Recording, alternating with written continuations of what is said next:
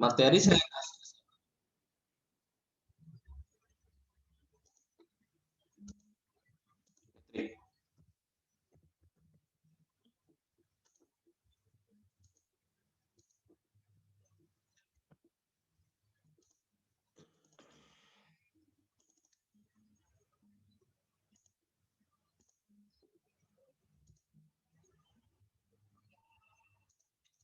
Materi udah saya kasih ke Patrick ya.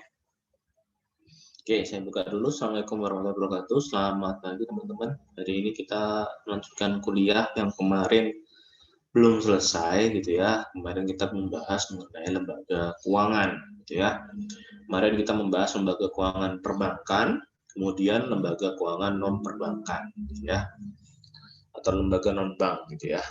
Namun di antara kesemua itu ya pada dasarnya bank maupun non bank itu pada dasarnya untuk kecukupan modal, untuk memberikan pembiayaan di bidang kecukupan modal. Nah, selain dari dua hal tersebut ya ada mekanisme lain yang disebut dengan pasar modal gitu ya.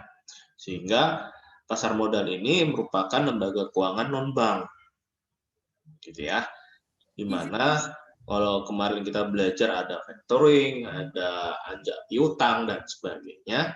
Hari ini kita bicara mekanisme yang kita kenal, gitu ya, di dalam dunia bisnis yang heboh. Wah ini naik, ini turun, saham ini naik, ini turun dan sebagainya, gitu ya.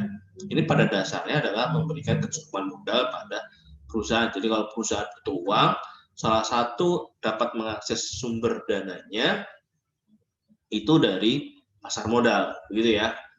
Ini gambaran ya. Ini saya nggak sampai detail ya. Jadi ini hanya kulit-kulitnya saja. Diatur ya pasar modal itu diatur dalam Undang-Undang 8 tahun 1995 gitu ya. Dan ada perubahannya di dalam Undang-Undang apa namanya di dalam nanti ada RUU gitu ya di bidang keuangan gitu. Nah, itu nanti ada beberapa hal yang dilakukan penyesuaian termasuk bahwa standar permodalan suatu perusahaan juga mengacu pada Undang-Undang 40 tahun 2007 Undang-Undang PT. Karena di dalam Undang-Undang Pasar Modal masih beberapa hal mengacu pada Undang-Undang PT yang lama yaitu Undang-Undang 1 tahun 95 gitu ya.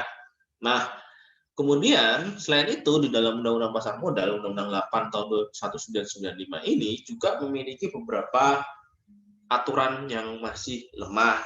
Salah satunya adalah belum disesuaikannya terkait dengan lembaga pengawas. Di dalam Undang-Undang 8 tahun 1995 ini, gitu ya, ini masih mengacu pada Bapepam. Ya, Bapepam adalah suatu lembaga di bawah Kementerian Keuangan, unit eselon 1, gitu ya. Dengan adanya Undang-Undang OJK, ya, bahwa Bapepam itu menjadi lebur, artinya melebur bersama dengan sebagian kewenangan dari BI menjadi satu kesatuan. Ya, saya memang belum share screen. Bentar.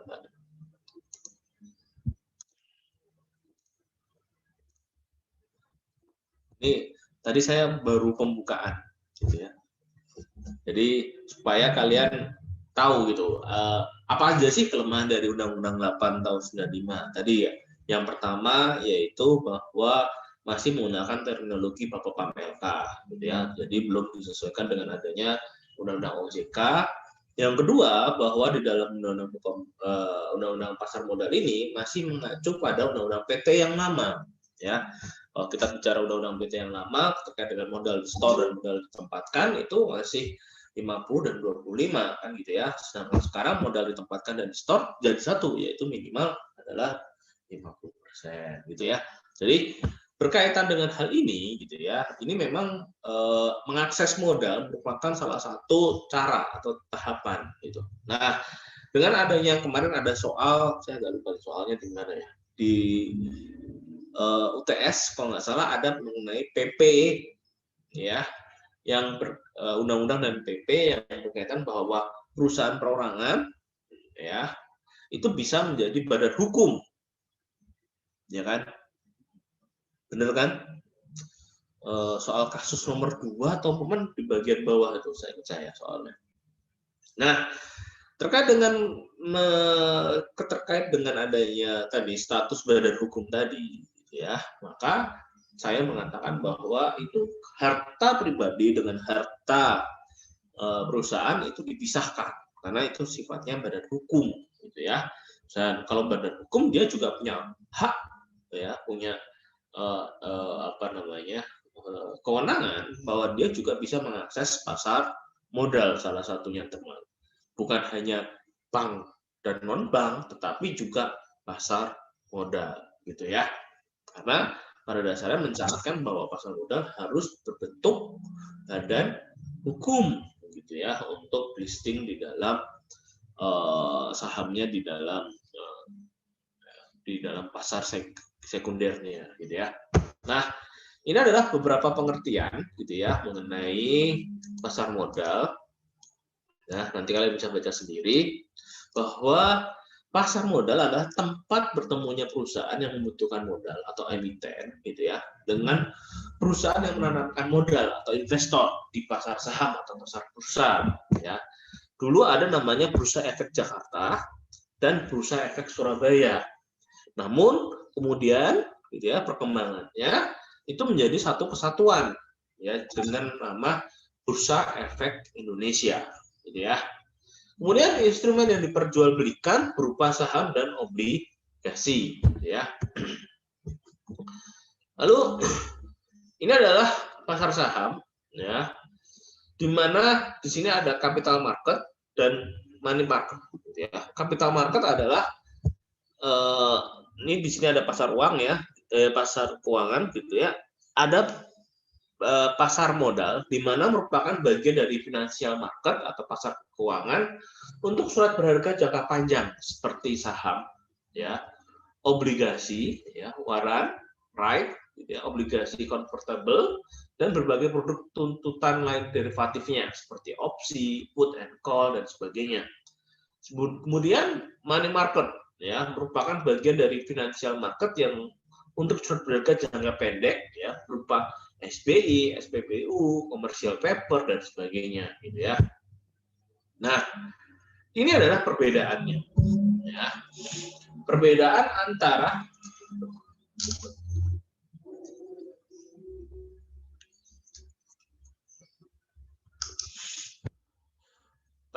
antara pasar modal dan pasar uang, gitu ya. Yang pertama adalah pendanaannya. Dari segi pendanaannya, bahwa pasar modal merupakan pendanaan jangka panjang. Karena apa? Ini lebih menekankan pada keuntungan. Nah, namun yang terjadi di dalam pasar sekunder saat ini itu adalah pendanaan yang dilakukan oleh investor itu jual beli saham dalam jangka pendek. Tahu deh maksud saya, ya. Tapi bagi perusahaan, gitu ya, ini merupakan pendanaan jangka panjang, ya, karena dalam bentuk saham, gitu ya. Kemudian sedangkan pasar uang yaitu pendanaan dalam jangka pendek, artinya ada jangka waktu tertentu, gitu. Kemudian yang kedua adalah transaksi di bursa, ya.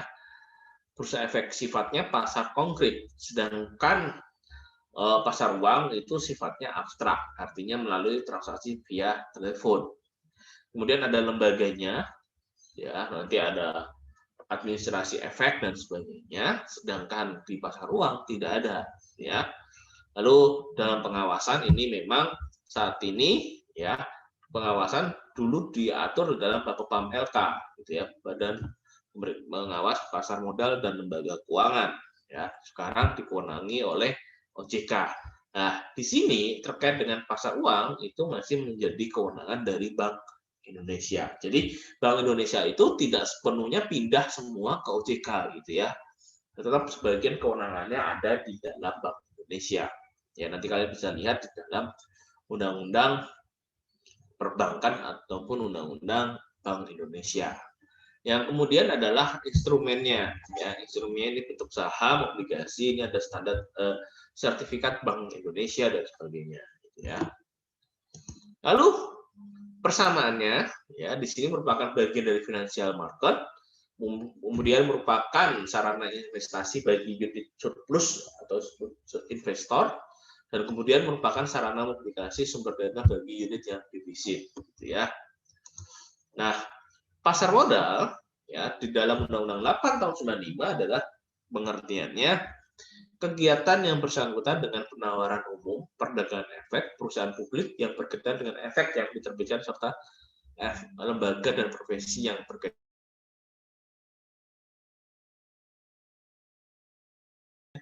perdagangan instrumen keuangan jangka panjang dalam bentuk utang atau obligasi maupun bentuk saham.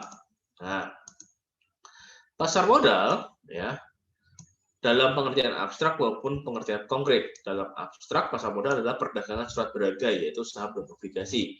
Dalam sifat konkretnya, pasar modal adalah suatu tempat yang terorganisir di mana efek diperdagangkan disebut bursa efek, gitu ya. Nah, manfaatnya ini banyak sekali nih manfaatnya. Yang pertama adalah menyediakan sumber pembiayaan jangka panjang bagi dunia usaha, memungkinkan alokasi sumber dana secara optimal, memberikan wahana investasi bagi investor yang mungkin upaya diversifikasinya, menyediakan leading indikator sebagai tren ekonomi negara. Ya, ini yang untuk ekonomi makro dapat dilihat di sini nih, ya, bahwa ketika suatu negara itu baik di dalam ekonominya, banyak investasi yang masuk ke dalamnya. Namun ketika kondisi negara itu tidak begitu baik, banyak investor ya itu menjual sahamnya, begitu ya. Mengapa kok melalui pasar modal gitu ya? Karena pada dasarnya pasar modal itu cepat untuk melakukan investasi dan dia juga cepat untuk ditarik kembali uangnya, gitu ya teman-teman. Jadi inilah menyediakan leading indikator, gitu ya. Lalu kemudian penyebaran kepemilikan perusahaan sampai lapisan masyarakat menengah. Artinya di sini siapapun masyarakat yang memiliki pengetahuan dan sebagainya itu bisa memiliki saham, gitu ya. Dulu waktu saya kuliah, saya patungan sama teman saya tuh udah ya untuk sekian juta gitu ya kita investasikan beli beberapa lot gitu ya, dan itu memungkinkan gitu ya. Lalu penyebaran kepemilikan, keterbukaan dan profesionalisme menciptakan iklim usaha yang sehat, gitu ya. Lalu selanjutnya adalah memberikan kesempatan pemilik perusahaan alternatif investasi, membina iklim keterbukaan, sumber pembiayaan jangka panjang bagi emiten, menyediakan lapangan pekerjaan baru, gitu ya. Lalu fungsi pasar modal adalah fungsi ekonomi dan fungsi keuangan. Fungsi ekonomi menyediakan fasilitas dan wahana untuk mempertemukan dan memiliki kelebihan dana dan kekurangan dana, sedangkan fungsi keuangan adalah memberikan kemungkinan dan kesempatan memperoleh imbalan. Ya. Kemudian sekuritas atau efek yang diperdagangkan. Yang pertama adalah saham, ya. Yang kedua adalah saham preference, obligasi, obligasi konversi, right, ya, dan waran. Saham adalah surat bukti atau tanda kepemilikan bagian modal pada suatu PT yang diterbitkan atas nama atau atas tunjuk, terbagi atas saham biasa maupun saham preference. Sedangkan right adalah opsi yang diberikan kepada pemegang saham untuk membeli saham biasa dengan harga di bawah pasar dan waktu tertentu. Lalu kemudian ada waran, yaitu sama dengan right, namun harga sahamnya sesuai pasar dan waktu penawaran lebih lama. Dan terakhir obligasi, surat bukti utang jangka panjang yang diperdagangkan yang dikeluarkan oleh pemerintah maupun pihak swasta. Ya. Kemudian instrumen pasar modalnya, ya, sini jenis-jenisnya ada saham atas tunjuk, ya, saham yang tidak mempunyai nama, tidak tertulis nama pemiliknya, nama udah dialihkan kepada pemilik yang lain. Ya, masih ingat ya kalian ya, untuk atas tunjuk, atas nama dan sebagainya. Ada 3 itu di dalam pasal 9 berapa itu? 973 atau 9 berapa itu di dalam KUH Perdata. Ya. Kemudian ada segi hak tagih, ya. Saham biasa yaitu hak yang memperoleh dividen yang didahulukan pada saham preference. Begitu pula dengan hak terhadap harta maupun perusahaan dilikuidasi. gitu ya. Kemudian saham preference yaitu saham yang memperoleh hak utama dalam dividen harta apabila saat perusahaan dilikuidasi. Nah, sedangkan obligasi atau bonds gitu ya, di sini ditinjau dari peralihan ada atas nama, ada atas tunjuk. Dari segi jaminannya ya, maka di sini dibagi menjadi dua, dengan jaminan atau tanpa dengan jaminan. Dari sifat cara penetapan dan pembayaran bunganya, ada dengan bunga tetap, ada bunga tidak tetap, dan terakhir tanpa bunga. Kemudian dari segi penerbit, itu ada pemerintah dan swasta. Dari sisi jatuh tempo dibagi menjadi tiga, pendek, menengah, dan panjang. Nah, ini adalah kita masuk di dalam pemain pasar modal, gitu ya. Di dalam pasar modal di sini ada emiten, gitu ya, yaitu perusahaan yang melakukan penjualan surat-surat berharga yang melakukan emisi di bursa. Kemudian yang kedua adalah investor, yaitu pemodal yang akan membeli dan menanamkan modalnya di perusahaan yang melakukan emisi, gitu ya. Nah, para pemain di pasar modal, emiten tujuannya adalah untuk memperluas usaha. Jadi kalau misalkan sebuah perusahaan dia ingin memperluas usahanya, gitu ya, dikarenakan misalkan produksinya kurang tinggi, kebutuhannya yang diminta atas barang itu juga tinggi, gitu ya, maka dia perlu memperluas usahanya. Nah, ketika memperluas usahanya, pasti perusahaan itu akan mengakses sumber-sumber dana.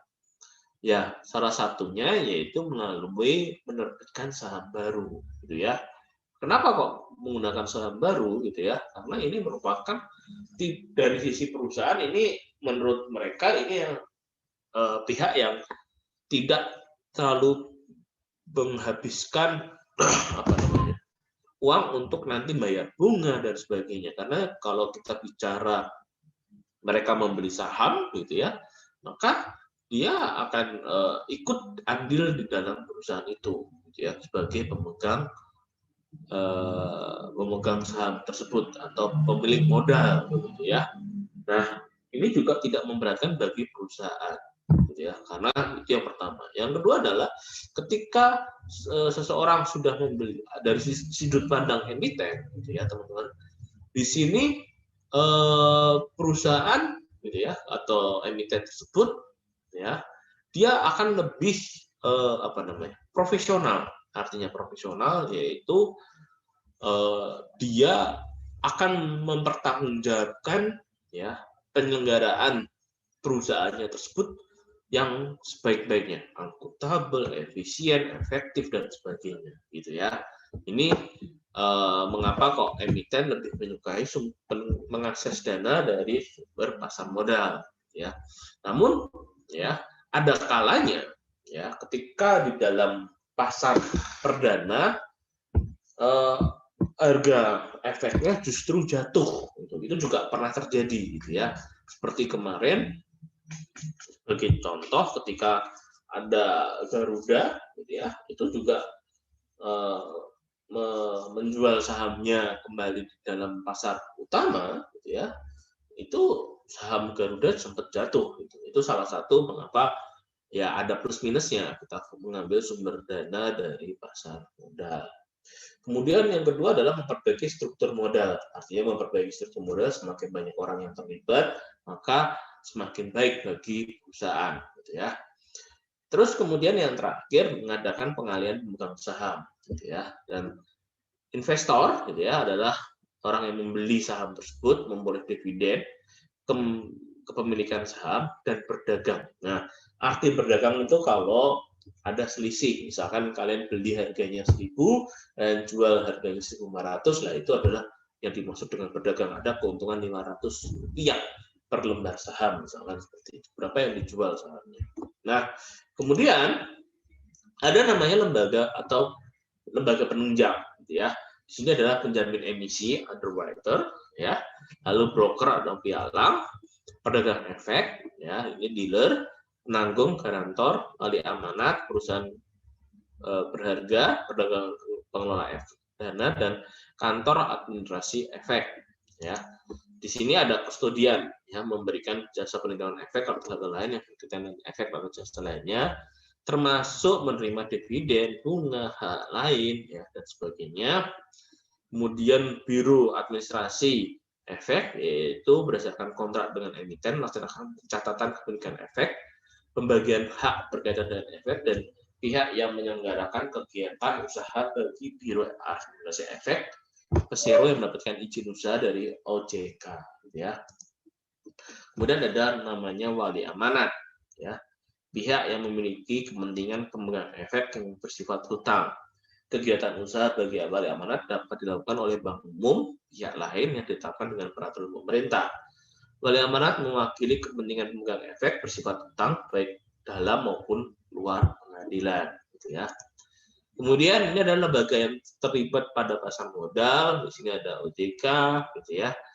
Negara dan swasta, ada OJK, BKPM, ya. Kalau sekarang Kementerian Investasi, gitu ya.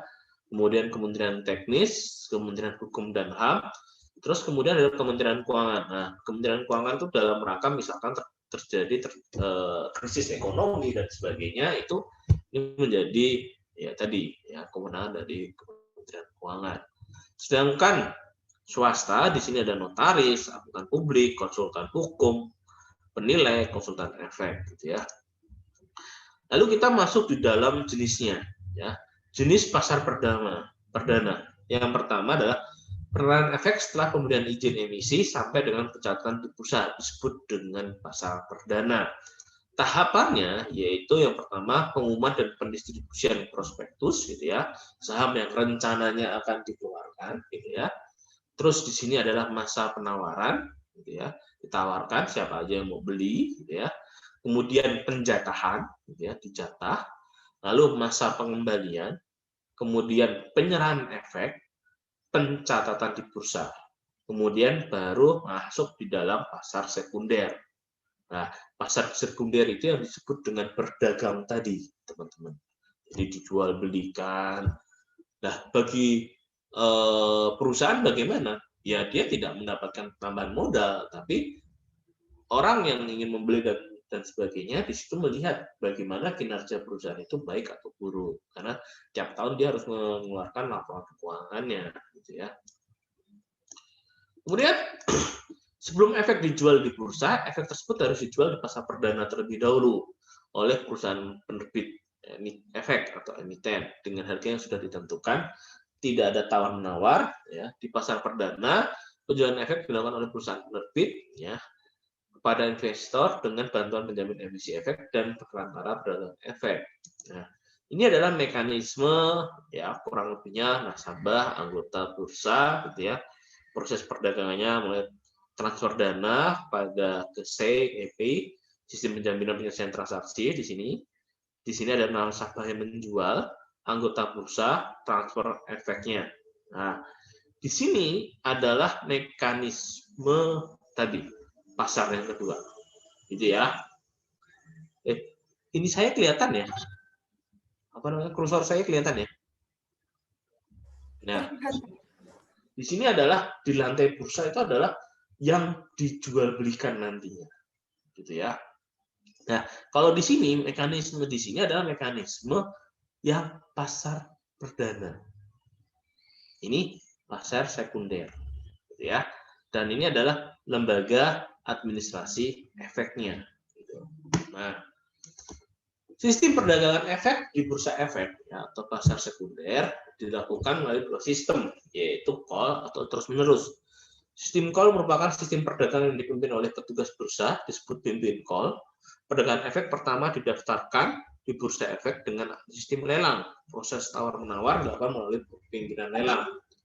Kemudian yang kedua, sistem yang kedua adalah sistem terus-menerus, adalah sistem perdagangan efek yang dilakukan oleh anggota bursa secara langsung tanpa melalui pimpinan call. Sistem perdagangan ini dilakukan setiap hari bursa. Bagi investor bukan lagi anggota bursa ingin membeli atau menjual efek ini, ia harus menghubungi salah satu anggota bursa efek untuk melakukan pembelian dan penjualan efek yang diinginkan dan dimiliki investor tersebut, gitu ya.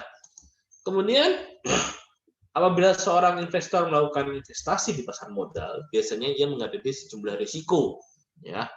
Yang pertama risiko finansial, risiko pasar, risiko psikologi. Risiko finansial yaitu risiko yang timbul akibat ketidakmampuan perusahaan efek memenuhi kewajibannya.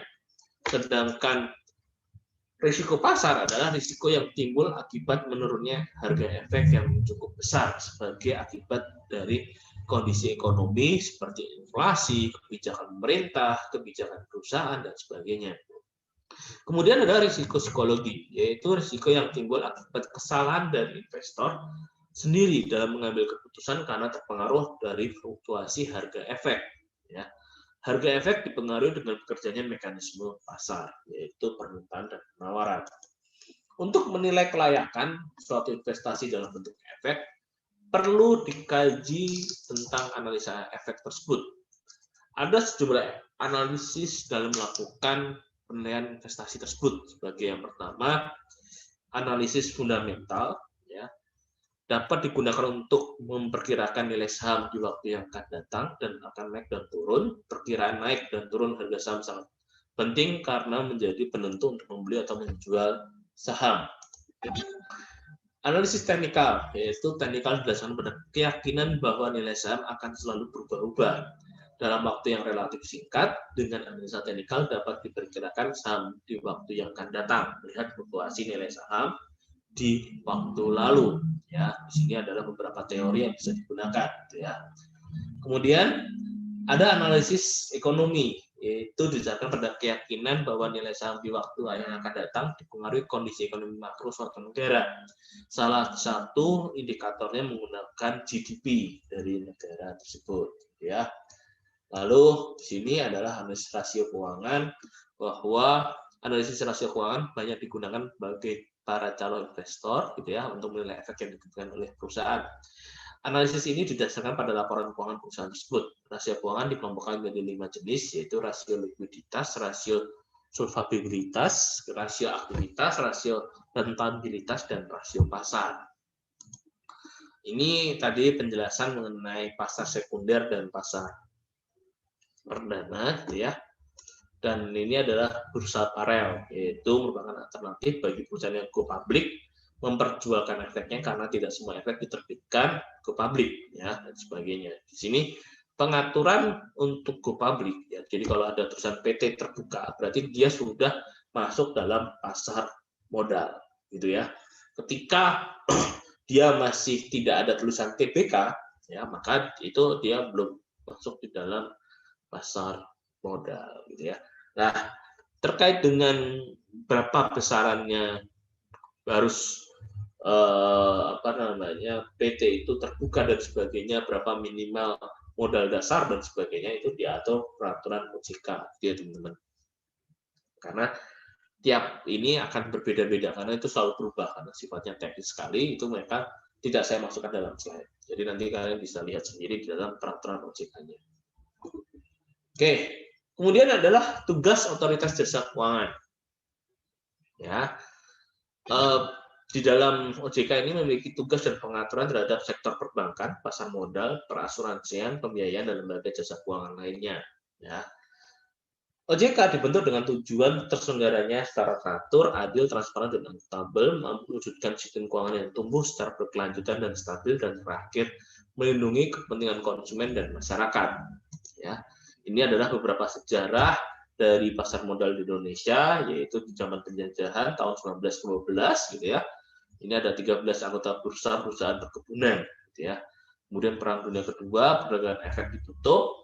Pada masa Orde Lama, penyelenggaranya adalah Perserikatan Perdagangan Uang dan Efek, gitu ya. Masa konfrontasi tahun 1958, perusahaan Belanda dinasionalisasi, dan yang terakhir pada era pra-deregulasi, ya, tahun 1977 sampai 1987, selama 10 yang diperdagangkan hanya 24 perusahaan, ya.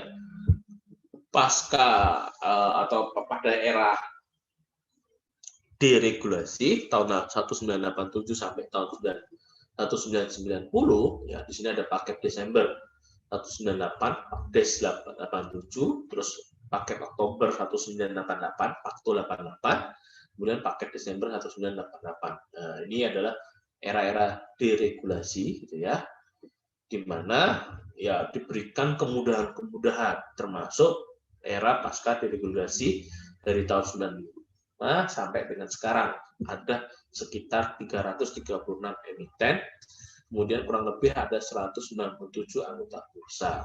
Nah, cuma teman-teman nanti kalian bisa pelajari. Ini di sini ada paket ekonomi atau paket deregulasi, gitu ya, Desember tahun 87, Oktober 88 dan Desember 88 ini merupakan salah satu penyebab rentangnya ya ekonomi Indonesia, sehingga puncaknya ya kita dapat lihat di tahun 97-98 terjadi krisis ekonomi ya. Ini salah satu mengapa kok di sini terlalu memberikan kelonggaran terlalu berlebih gitu ya, bahasa saya seperti itu. Mungkin demikian terkait dengan penjelasan yang melanjutkan materi yang kemarin, karena kemarin pasar modal belum sempat disentuh sama sekali gitu. Tapi di sini ada yang mau ditanyakan dulu teman-teman?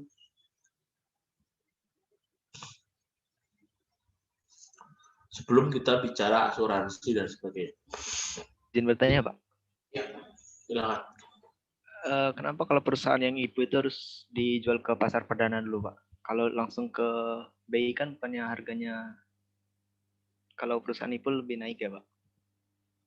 Jadi lebih menguntungkan. Kan enggak seperti itu juga. Kenapa kok harus dijual di pasar perdana? Boleh loh orang mengakses pasar perdana gitu ya. Itu kenapa kok pasar perdana dilakukan di dalam pasar perdana terlebih dahulu? Karena pada dasarnya di dalam pasar perdana itu kan untuk mengkolek nilai yang dibutuhkan oleh perusahaan. Misalkan nih, saya butuh uang sebesar 2 miliar. Nah, 2 miliar ini saya akses perbankan nggak bisa. Ya, saya ini direktur PT A misalkan ya. Kemudian saya mengakses perbankan nggak bisa, saya mengakses lembaga keuangan nggak bisa, gitu ya. Ya sudahlah, saya mau menjual saham saya ke mana bursa efek, barangkali ada yang mau. Nah, ketika dinilai dan sebagainya, nilai saham saya misalkan 2 miliar, saya butuh uang 2 miliar, maka 2 miliar kali berapa saham yang akan saya keluarkan. Misalkan 2 juta, maka harga satu sahamnya adalah Rp1.000, ya nggak? Benar? Nah, ketika satu sahamnya Rp1.000, gitu ya, maka kalau beli kan satu lot kan 100, ya, maka uang yang memiliki 200 juta yang bisa melakukan transaksi di situ. Gitu. Ya kayak saya, seorang yang modalnya kecil yang hanya cuma 60 juta misalkan atau 20 juta ingin investasi di saham, ya saya akhirnya mencari yang di pasar sekunder yang mana saya sesuai dengan kemampuan saya. Kan gitu. Nah, untuk yang pasar perdana itu kan sifatnya orang-orang yang memiliki saham yang kuat. Nah, ketika dijual gitu ya, dibeli itu, terus masuk di dalam pasar perdana, ada kalanya sahamnya justru naik. Ya, ini kebanyakan untuk perusahaan-perusahaan yang menjual sahamnya dalam perusahaan sektor perbankan. Itu kayak Mandiri gitu ya, BRI, paling bagus mah BRI gitu. Kenapa? Karena secara ekonomi BRI itu mencari keuntungannya dari tadi ekonomi mikro ya, dari UMKM dan sebagainya. Itu kan apa namanya, uang pengembaliannya itu kan cepat ya, artinya kalau bahasa saya bank detail gitu ya, jadi dia cepat sekali untuk ini, dan dia dari analisis ekonominya, dia analisis keuangannya, dia merupakan adalah lembaga yang paling stabil, sehingga begitu kalau BRI ingin menjual saham lagi gitu ya di pasar perdana, dia pasti banyak yang memburu gitu, karena trennya seperti itu. Nah, berbeda ketika perusahaan baru dia belum terkenal, belum kayak saya tadi ingin menjual dan sebagainya, pasti harga saham saya kalau saya langsung di pasar sekunder pasti anjlok. Gitu. Makanya kenapa ini di pasar perdana terlebih dahulu. Kita lihat ininya bagaimana. Itu kayak Garuda itu akhirnya anjlok nih sahamnya di pasar sekunder. Tuh Mas. Jadi gimana ya? Saya intinya seperti itu. Jadi intinya kan perusahaan listing di dalam pasar modal adalah butuh uang. Gitu. Ada lagi? Izin Pak. Ya. Bentuk dukungan atau intervensi pemerintah dalam pasar modal itu seperti apa, Pak? Cara pemerintah mendorong kontribusi pemulihan ekonomi ini melalui pasar modal itu seperti apa, Pak?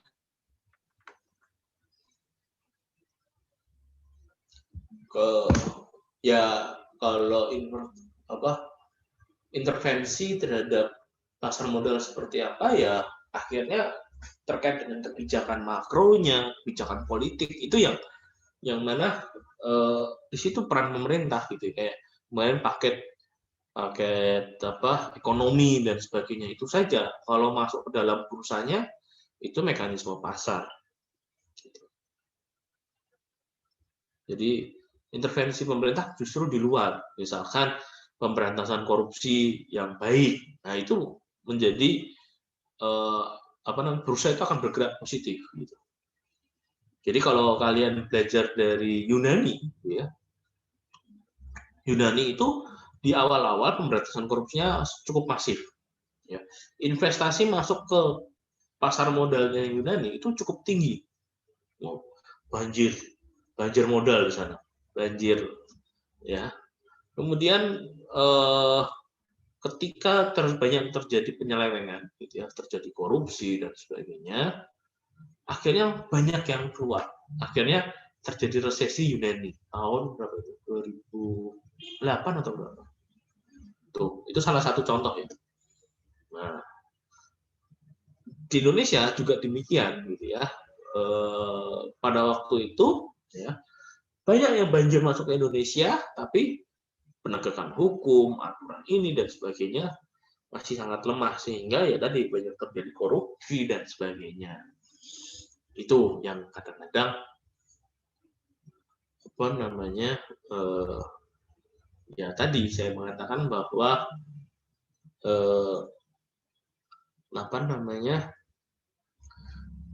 bursa itu pada dasarnya melihat dari mekanisme pasar. Gitu. Intervensinya ya misalkan ada informasi yang disembunyikan. Nah itu juga bisa dihentikan oleh OJK.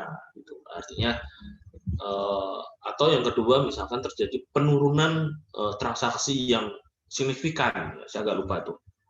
Kalau dulu tuh di aturannya masih aturan berapapun LK itu seingat saya adalah ketika dalam satu hari terjadi penurunan sekian persen, 60% atau 50% secara signifikan dan itu membuat goncang Bapak MLK pada itu punya kewenangan untuk menghentikan transaksi. Jadi ditutup. Ya, tahun 97 itu sempat bursa efeknya itu ditutup ya dan sebagainya. Ya, dulu itu kan dibagi dua ya, efek Jakarta sama efek Surabaya. Ya, pasca kejadian krisis ekonomi, akhirnya jadi kesatuan. Jadi bursa efek Indonesia hanya ada di Jakarta. Sudah pernah main ke sana belum kali? Belum. Oh, itu dekat Polda Metro. Jadi dekat Semanggi situ, bursa efek itu. Kantornya bagus kok, ada beberapa lantai gitu. Terus haltenya sering buat ini iklan, karena haltenya paling bagus di situ. Bentuk haltenya. Kalau kalian suka main ke mall Pacific Place, dekat situ.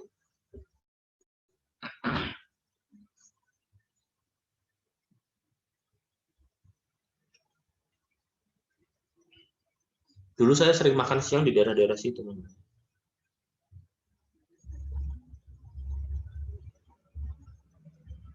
Ada lagi teman-teman yang mau ditanyakan?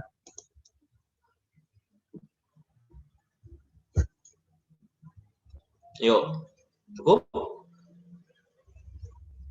Cukup? Oke, kita next. Kita kuliah sampai berapa? Ini pertemuan keberapa sih? Pertemuan 12, Pak. Oh, bentar lagi kita ya, selesai ya. 12, 13, 14 ya. Berarti 14 kita ujian ya? Apa? Kuis ya?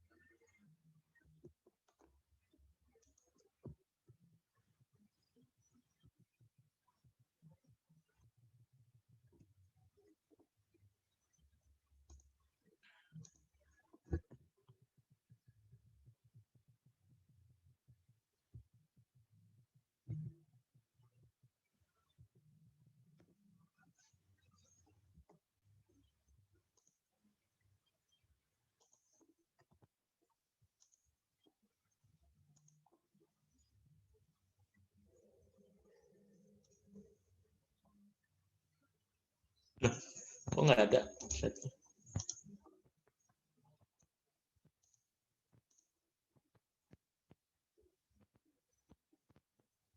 Kok nggak muncul ya?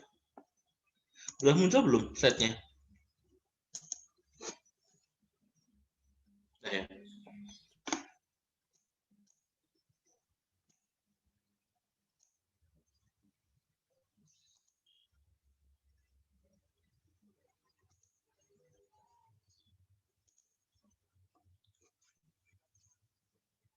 Oke, teman-teman, kita lanjut. Tadi kita kemarin sudah belajar mengenai PKPU, sudah belajar mengenai kepailitan, sudah belajar mengenai surat berharga, sudah belajar mengenai lembaga keuangan, baik itu lembaga keuangan bank maupun bukan bank, termasuk di dalamnya pasar modal, gitu ya. Mengapa kok kita belajar surat berharga, gitu ya? Karena pada dasarnya kita bicara mengenai kekayaan negara itu tidak hanya mengenai barang tidak bergerak saja, tetapi juga barang bergerak. Nah, barang bergerak salah satunya adalah surat berharga, sehingga di sini termasuk di dalam aset, gitu ya. Kemudian selain itu, gitu ya, kita juga belajar mengenai lembaga pembiayaan, gitu ya. Lembaga pembiayaan atau lebih dikenal dengan lembaga keuangan, baik itu bank, perbank, ya, perbankan, atau yang pun kedua yaitu lembaga non bank, ya, termasuk di dalamnya adalah pasar modal. Mengapa kok kita belajar itu, gitu ya? Karena berkaitan dengan nanti ada mata kuliah KNL, gitu ya. Nanti ada namanya aset BDL, ya, BPPN dan sebagainya, itu terkait dengan aset-aset perbankan yang pailit, gitu ya, atau yang dikatakan tadi dalam kondisi likuidasi. Kemudian ada lembaga non bank, gitu ya. Jadi ada anjak piutang dan sebagainya yang nanti keterkaitannya dengan aset lelang, ya, proses lelang dan sebagainya, itu ada proses-proses di sana, gitu ya. Termasuk di dalamnya di pasar modal. Bagaimana kalau melelang efek dan sebagainya. Itu juga nanti kita pelajari. Kenapa kok dipelajari di dalam mata kuliah lelang, gitu. Nah, kemudian dilanjutkan dengan mata kuliah yang lain, ya, ada namanya KND, gitu ya, di mana KND ini juga menyangkut mengenai kepemilikan saham oleh pemerintah, bagaimana menganalisis dan sebagainya nanti dipelajari di mata kuliah KND, termasuk mata kuliah penilaian. Nah, kalian udah dapat mata kuliah penilaian ya? Belum? Nanti ada penilaian efek, penilaian dan sebagainya lah, penilaian barang-barang bergerak lainnya. Gitu. Sudah dapat belum? Mata kuliah penilaian? Sudah Pak, tapi baru penilaian properti. Oh, berarti tanah ya, tanah dan bangunan. Itu dapatnya semester 3, 4. Semester 3 dan 4 Pak. Semester 3 dan 4. Oke. Berarti bareng sama hukum agraria ya?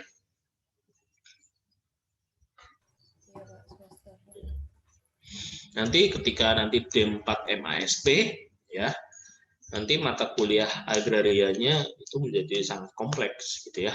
Tidak hanya ngomong tanah, tapi juga ngomong bangunan dan sebagainya, apartemen dan sebagainya. Itu.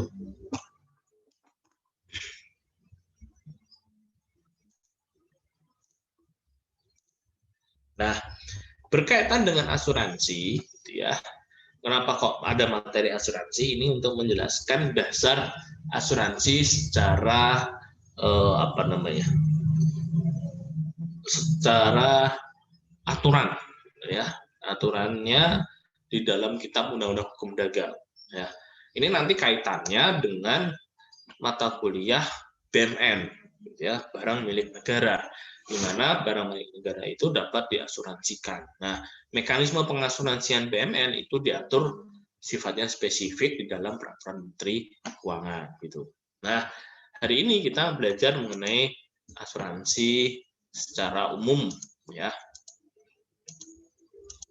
Diatur di dalam pasal 246 KUHD, ya, Kitab Undang-Undang Hukum Dagang, di mana kalau kita bicara hilang. Oke. Kelihatan ya teman-teman ya, bahwa di dalam Undang-Undang 246 dan Undang-Undang 2 tahun 92 tentang usaha perindustrian adalah perjanjian. Kalau kalian dengar perjanjian, maka rujukannya kembali pasal 1320 Kitab Undang-Undang Hukum Perdata. Ya, Hukum Perdata itu menjelaskan mengenai syarat sahnya perjanjian antara penanggung dan tertanggung, ya, untuk waktu tidak pasti dengan membayar sesuatu. Ya, unsurnya, teman-teman, di sini adalah unsur penanggung, tertanggung, premi, peristiwa yang tidak pasti atau risiko, dan polisnya. Ya. Oke.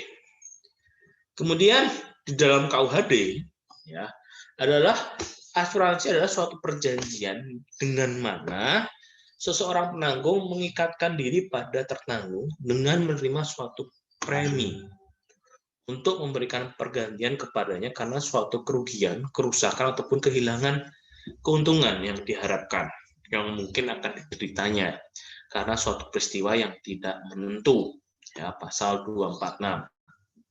Suatu kemampuan untuk menetapkan kerugian kecil yang sudah pasti sebagai pengganti kerugian-kerugian besar yang belum pasti.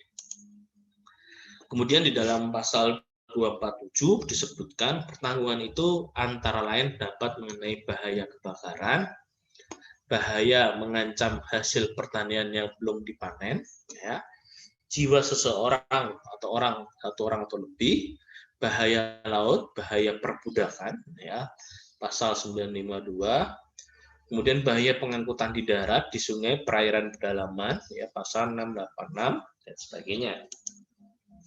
Kemudian penjelasan unsur asuransi, ada penanggung, ya, pihak yang bersedia menanggung kerugian, sedangkan tertanggung adalah pihak yang berhak atas pergantian kerugian. Preminya adalah pembayaran yang diterima penanggung. Yang kedua, polis kontra asuransi, ya. Lalu selanjutnya yaitu peristiwa yang tidak pasti, ya, bisa berupa eksposur kerugian yang dihadapi, ya. Yang kedua, peril, segala sesuatu yang bisa menimbulkan kerugian. Dan yang ketiga adalah hazard, segala sesuatu yang menambah kemungkinan kerugian. Ya. Objek asuransi, benda atau jasa perorangan kesehatan, kepentingan lainnya yang datang, data hilang, rusak, atau rugi, atau berkurang nilainya. Kemudian fungsi asuransi menanggung risiko, yaitu tidak ada anggota masyarakat, atau yang kedua menghimpun dana dari masyarakat. Ya. Tujuan asuransi adalah mengurangi risiko yang sudah ada dalam masyarakat dengan cara mempertanggungjawabkan penuh pada asuransi. Manfaat asuransi yang pertama adalah rasa aman dan perlindungan. Ya. Polis membuktikan nama yang dipertanggungjawabkan. Ya. Kemudian pendistribusian biaya dan manfaat yang adil, polis data dijadikan jaminan kredit, ya, sebagai tabungan atau pendapatan, alat penyebaran risiko, dan yang terakhir membantu meningkatkan kegiatan usaha atau dana. Ya. Risiko, ya, kemungkinan yang terjadi hal-hal yang tidak diinginkan yang menimbulkan kerugian. Cara penanggulangan risiko di sini menghindari risiko, mengurangi risiko, menahan risiko, membagi risiko, dan mentransfer risiko. Menghindari ya kita misalkan mengalihkan, ya, mengurangi berarti apa? Melakukan kegiatan-kegiatan yang bisa mengurangi risiko itu tidak terjadi. Contoh misalkan kecelakaan, risiko terjadinya kecelakaan. Menghindari risiko ya kita tidak boleh mengendari kendaraan itu lebih dari 60 km per jam atau 80 km per jam sesuai dengan aturannya, gitu ya. Itu adalah menghindari risiko. Mengurangi risiko ya yaitu dengan mengecek ya bannya dalam kondisi prima atau tidak, tekanan bannya sesuai atau tidak, rem, oli, terus airbag dan sebagainya. Itu adalah mengurangi risiko. Nah, menahan risiko, ya, menahan risiko adalah memilih, ya, memilih jam berapa kita berangkat dengan risiko kecil terjadinya suatu kecelakaan. Misalkan memilih berangkat jam pada pagi hari, ya, sampai pada siang hari. Itu adalah menahan risiko supaya apa? Risiko yang terjadi tidak akan terjadi gitu. Misalkan biaya untuk supir mengantuk dan sebagainya. Nah, sedangkan membagi risiko, ya, membagi risiko adalah yaitu tadi dengan mengasuransikan kendaraannya. Jika nanti kejadian betul, ya, itu maka ditanggung oleh pihak asuransi. Kalau mentransfer risiko, ya kendaraannya tadi dinaikkan towing. Nah, itu mentransfer risiko.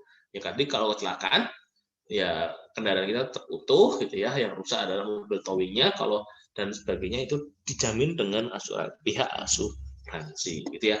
Itu gambaran gampangnya seperti itu ya. Nah, klasifikasinya gitu ya, perusahaan asuransi, asuransi umum, kerugian, hak milik, kebakaran dan sebagainya. Kemudian asuransi varia menggunakan asuransi laut, kecelakaan, asuransi mobil, pencurian.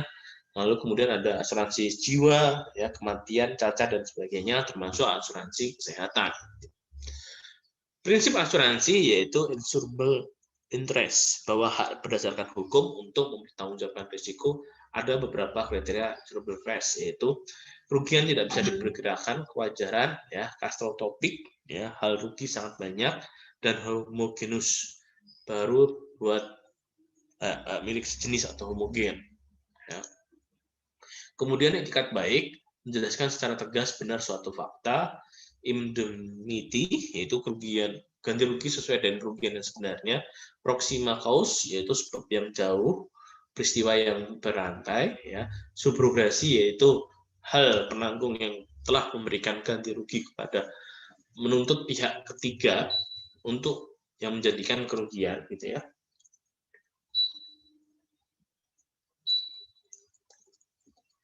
Yang keenam adalah kontribusi, penanggung mengajak penanggung lainnya untuk membayar ganti rugi.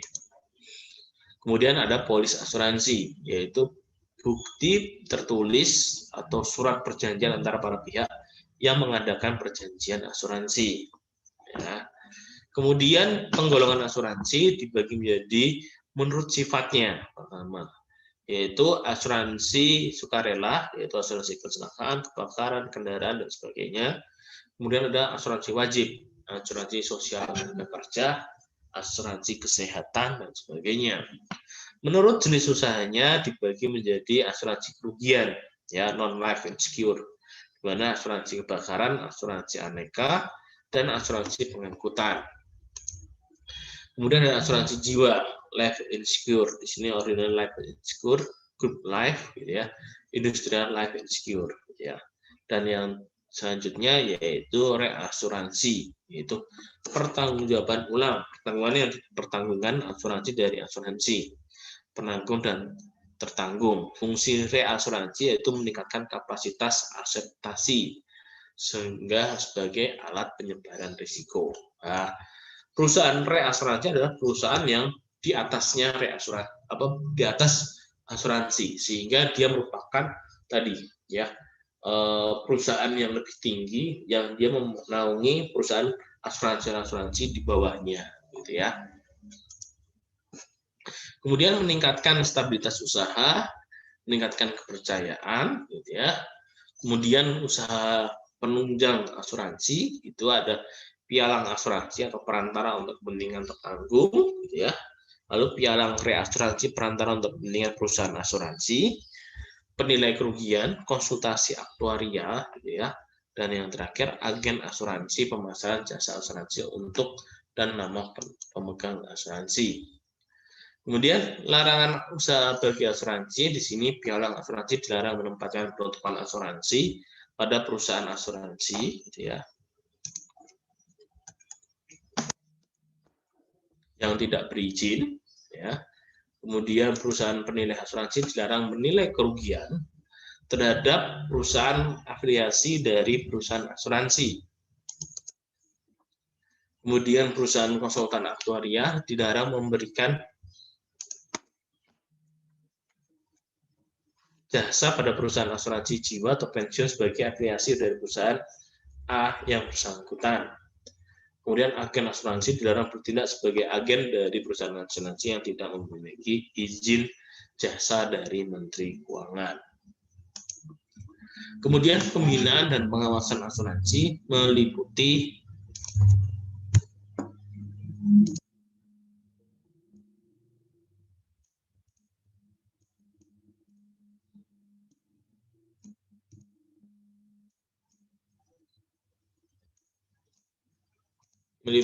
keuangan, ya, batas sovereignitas, potensi sendiri, investasi, reasuransi, gitu ya, cadangan teknis, penyelenggaraan usaha, gitu ya, yang kedua adalah penyelenggaraan usaha, ada syarat polis, tingkat premi, syarat klaim, dan keahlian bidang asuransi. Asuransi dan perjudian, ya, ini adalah perbedaannya. Asuransi adalah bertujuan untuk mengurangi risiko pada perusahaan asuransi. Perjudian menciptakan risiko yang belum ada menjadi ada.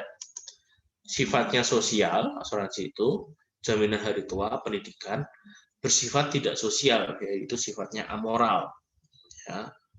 Degree of risk, ya, dapat diukur, degree of risk tidak dapat diukur. Ya.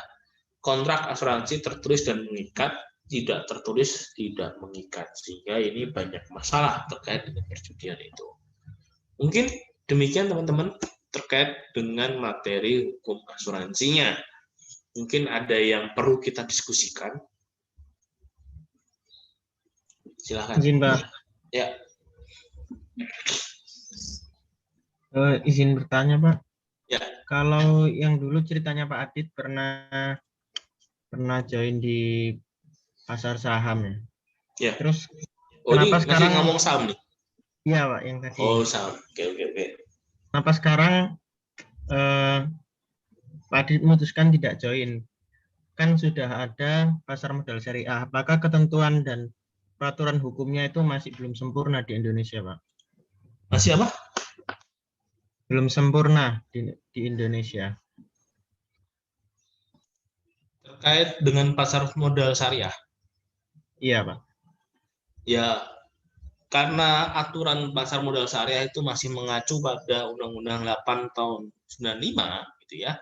Maka di situ ya baik syariah maupun konvensional itu aturan mainnya ya tadi masih ada beberapa kelemahan. Ya salah satunya tadi belum inline dengan Undang-Undang PT yang baru 40 tahun 2007 maupun belum inline dengan Undang-Undang OJK. Jadi dua itu belum inline sehingga di situ di dalam Undang-Undang 8 tahun 95 itu masih menggunakan Bapepam LK, masih menggunakan aturan PT yang lama dan sebagainya. Jadi apa namanya? Kalau saya mengatakan ya masih ada kelemahan-kelemahan. Jadi ada disharmonisasi aturan. Itu bahasa saya seperti itu. Baik itu modal konvensional maupun syariah. Itu Mas. Syariah itu hanya kaitannya dengan bagaimana sistem dan ininya saja ya. Artinya lembaga yang perusahaan-perusahaan yang memang menggunakan sistem syariah gitu. Ya. Jadi dia sudah mewajibkan ya misalkan bank muamalat gitu ya. Ini syariah itu. Dia bisa dibeli oleh mekanisme syariah. Gitu. Jadi memang tertentu saja gitu. Ya. Yang kalau kalian ini ya apa namanya?